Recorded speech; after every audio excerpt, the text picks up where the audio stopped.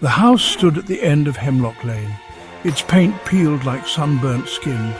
Windows like vacant eyes stared out from beneath a sagging roof. Trees gnarled and ancient clawed at the sky around it, casting long, dancing shadows. I arrived as dusk began to bleed across the horizon. The air grew cold. A shiver traced its way down my spine, not entirely from the evening chill. This place felt wrong. It felt unwelcoming. Inside, dust lay thick, a soft grey blanket over everything. Cobwebs, intricate and old, draped from the ceilings like forgotten funeral shrouds. The silence was profound. Each footstep I took on the creaking floorboards echoed unnaturally loud in the stillness. I felt a prickling sensation on my skin, the unmistakable feeling of being watched. The air itself was heavy, stagnant, carrying the faint, musty scent of decay and something else. It was the smell of old sorrows. I moved deeper into the house. Each room seemed colder than the last. The house groaned around me. Lights flickered intermittently, casting the long hallways into a disorienting dance of light and shadow. Unsettling portraits lined the walls, their painted eyes seeming to follow my every move. As night fully descended, the darkness outside became absolute. Something was waiting in the shadows. It began subtly, a sound so faint I almost dismissed it. A meow. It seemed to drift from somewhere deep within the house. I told myself it was the wind, but this sound felt different, it felt deliberate.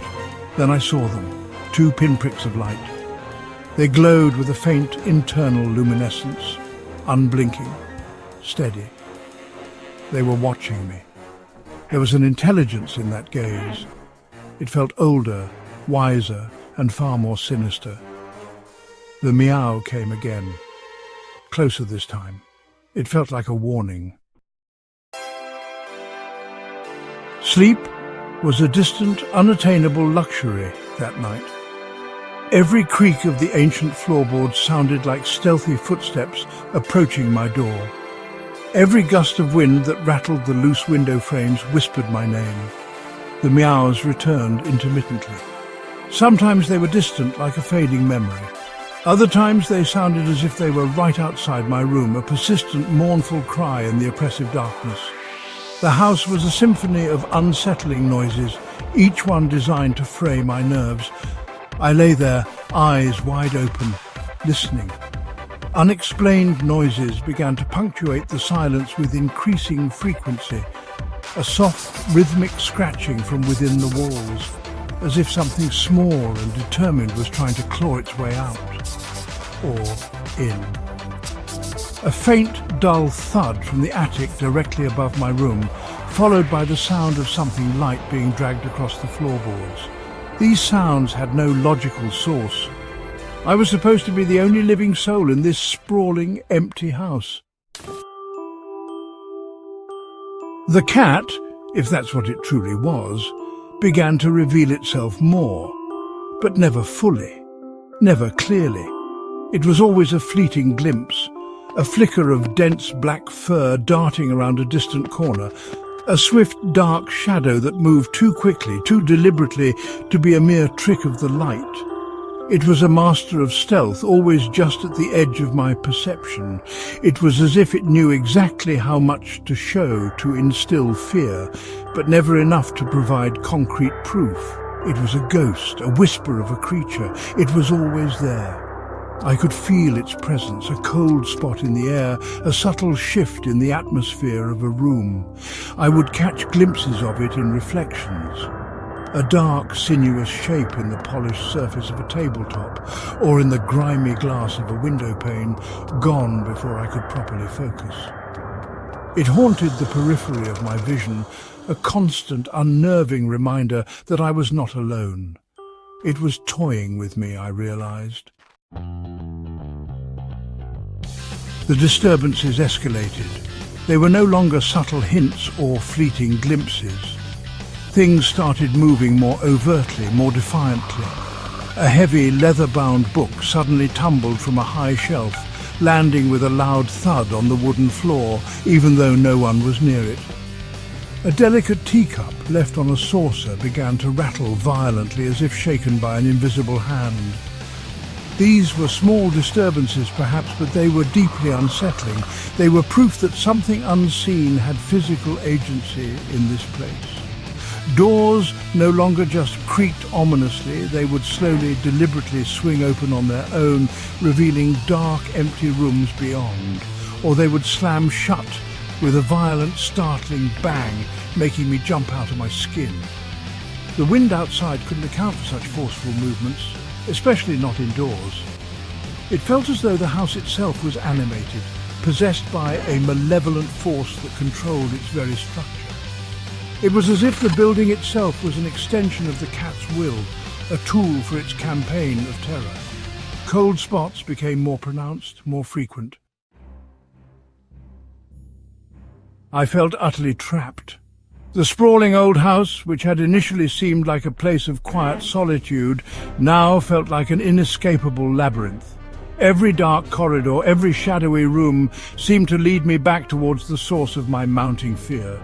The outside world, with its normalcy and safety, felt a million miles away, an almost forgotten dream. My phone, my only link to that world, had no signal here. The isolation was complete. The climax arrived with the suffocating darkness of the third night. The house was no longer subtly hinting at its displeasure. It was alive with malevolent activity. Loud, inexplicable bangs echoed from empty rooms. Frantic, desperate scratching sounds emanated from within the walls, as if something were trying to claw its way through to me. And the cat's meows, once mournful or threatening, had become a cacophony of torment, a chorus of anguish and rage that filled every corner of the house.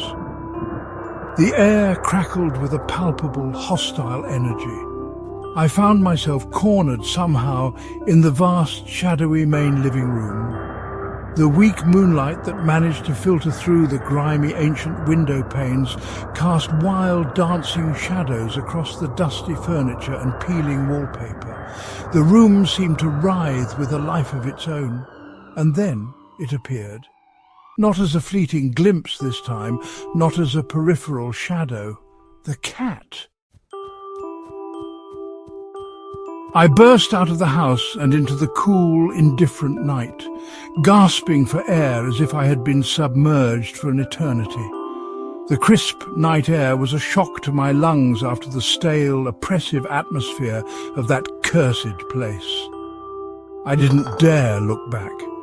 I didn't stop running, my legs pumping on pure adrenaline, until the imposing silhouette of the house on Hemlock Lane was a distant, dark shape against the moonlit sky.